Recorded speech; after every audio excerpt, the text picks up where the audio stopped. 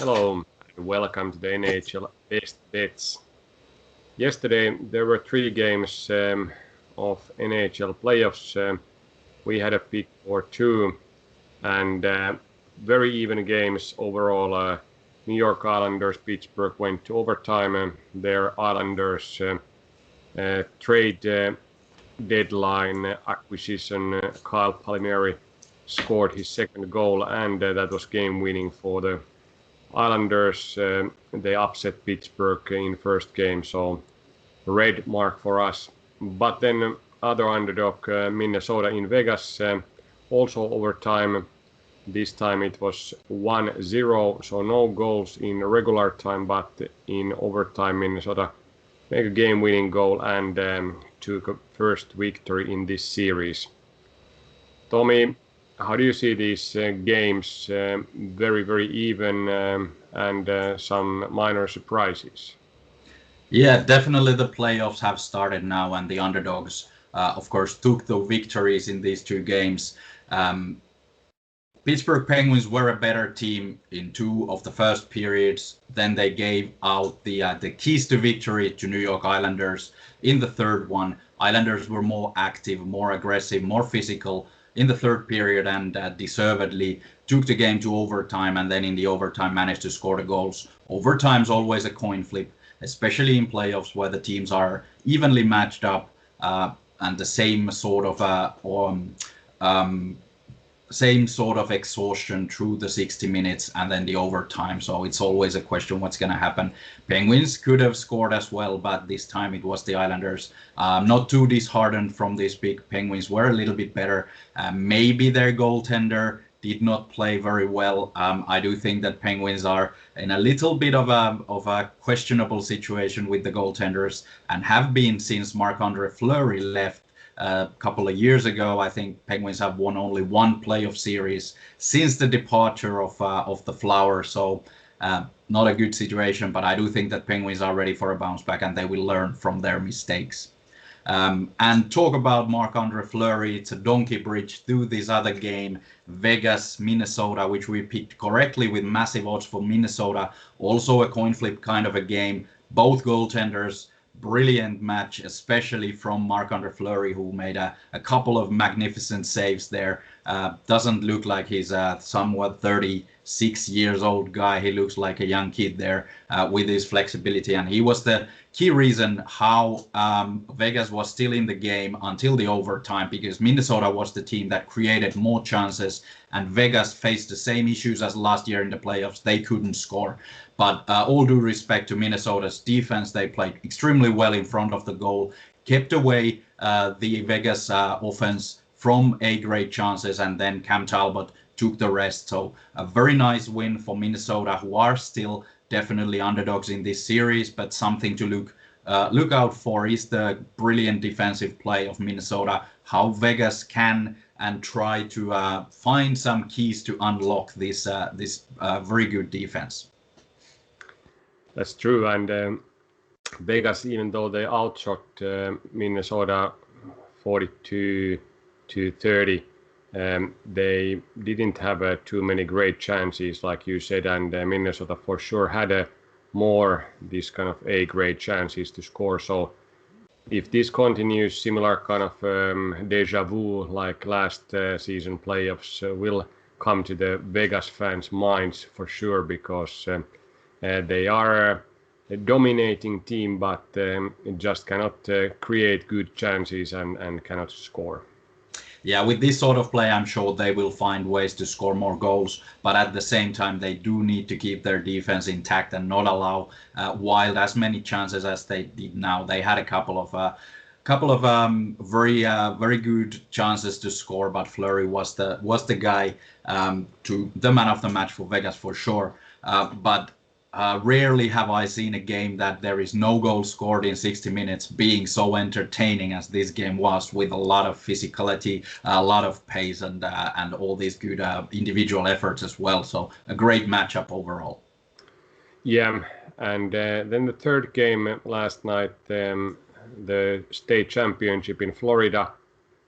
Tampa was a notch better there, 5-4. Very entertaining game as well. A lot of goal scoring, and it looks like these teams will try to outshot each other in every game in this series.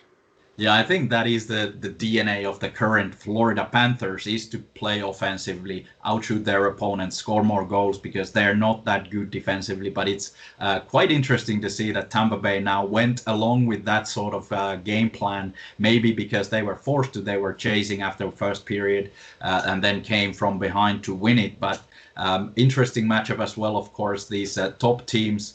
If Florida decides to play the similar way, with not a lot of regard to defense, I think they will lose this series, because Tampa Bay can and will take advantage of those odd man rushes they get, of those turnovers that they create against Florida, like they did last night. 4-5 score, not exactly what the coaches probably would want for a playoff game, but it was the first game. It might cool down a little bit, and both teams might want to concentrate more on the defensive side of the game.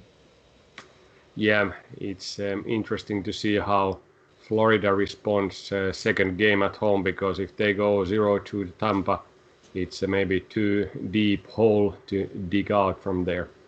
Yeah, it's many times the second game is the one that decides the series. So now the underdogs have done they're beating their first win, Minnesota and New York Islanders. Maybe the second game will be a clear show that which team will be the better one. In Florida, of course, it's hard to say which one of these teams actually are the favorites. We did say that it is the Tampa Bay Lightning, the reigning champions, but maybe Florida has other thoughts in this part. Yeah, and speaking about second games, Washington plays against Boston, their second game.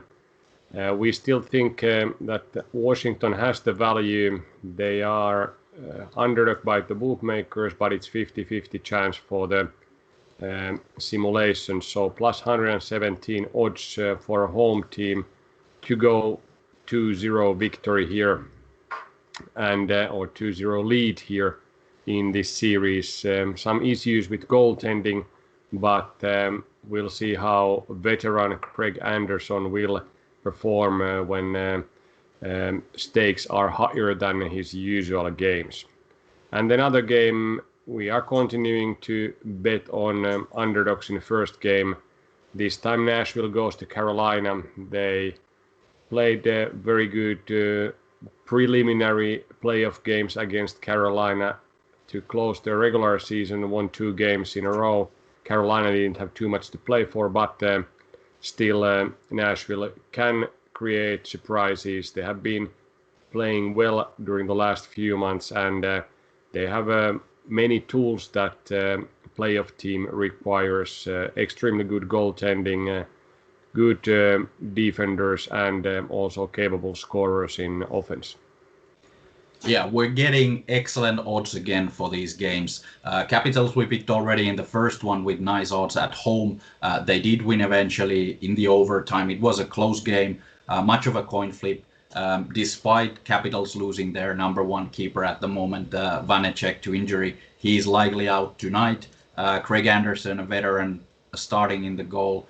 Not the best situation for a team like Capitals, who like to play more offensively, but like we saw in the first game, the latter 2 periods, how Capitals played, protected their net, didn't create a lot of turnovers for themselves. So a good game from Washington defensively, and then in the end found a way to beat Boston. They outshot Bruins as well. So I think the similar setting applies tonight. Not much has changed. Now Anderson starts for goal. Boston needs to play better, but they are heavily reliant on their first line, which was shut down completely by the Capitals in the first game. So if Capitals manage to do that again, they are in a very good position for taking 2-0 victory to Boston.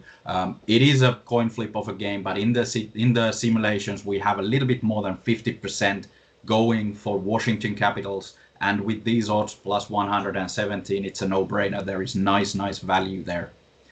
And then the other matchup, the first game of Carolina-Nashville. Of course, Carolina Hurricanes, massive favorites to to win this game and to win the whole series. But like we saw in the last couple of games in the regular season, Nashville has exactly those tools to stop the offense of Carolina and also score the necessary amount of goals. So it's an interesting matchup. I think it's a bit closer than the odds indicate. The odds are heavily favoring Carolina. Carolina gets some minus 200, and while we get this nice plus 175 for Predators, it's worth a punt.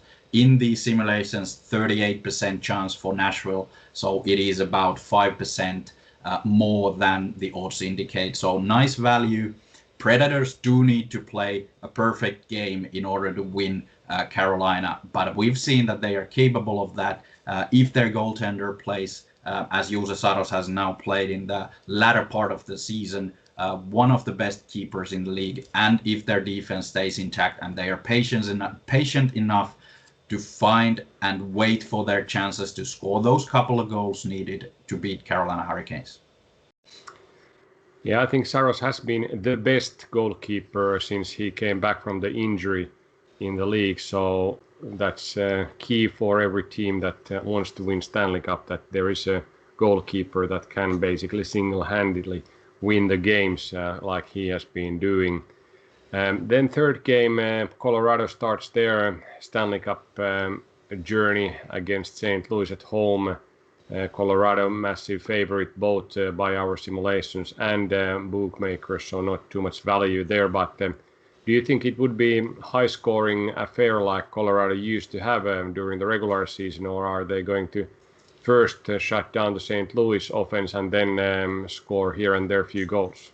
That's $1 million question, I think, how Colorado will start this playoff journey, because they are, of course, capable of scoring a lot of goals, but they also have won these games, especially against St. Louis at home. They played quite low-scoring games. They won these games by playing really good defense, and naturally you need to have your goaltender, Grubauer, tonight to show up as well and play best game he can. But I do think it's going to be a little bit the standing off to start. They're not going to go all in to begin with. I think it's going to be a little bit lower scoring than the simulations do indicate, that Colorado will score more than 4 goals, and overall the game will go over for 65.3%. So simulations think that Colorado will go all out attack, but I think it might be a little bit of a defensive battle this time.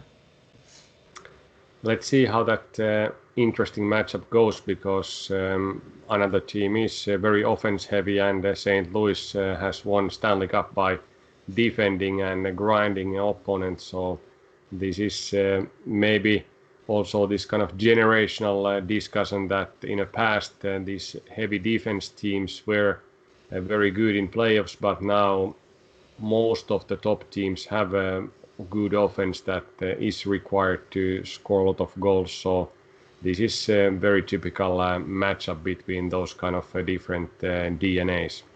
Yeah, it is like a tradition versus development, and the modern type of hockey versus this older, maybe a little bit outdated way, but you can't say it's outdated if these guys have just won the Stanley Cup with pretty much playing defense. They are big guys, mostly still in St. Louis, heavy defenders. It's not nice to go in front of the goals against those players, and St. Louis is a bit more physical team for sure than Colorado, but I don't think Avalanche will shy off from that kind of game either. There is a lot of tough players in that team. That's true. Let's see how Colorado's journey to the Stanley Cup starts tonight, and naturally we follow up other games as well. Carolina is by some pundits also ranked very high in this Stanley Cup West, but we still think that Colorado has earned their percentages to win the most probable team as Stanley Cup winner. Yeah, they score the most goals, so that usually is enough. Hockey is a simple game. You score more than your opponent and you raise the cup at the end. That's true. See you tomorrow. See you tomorrow.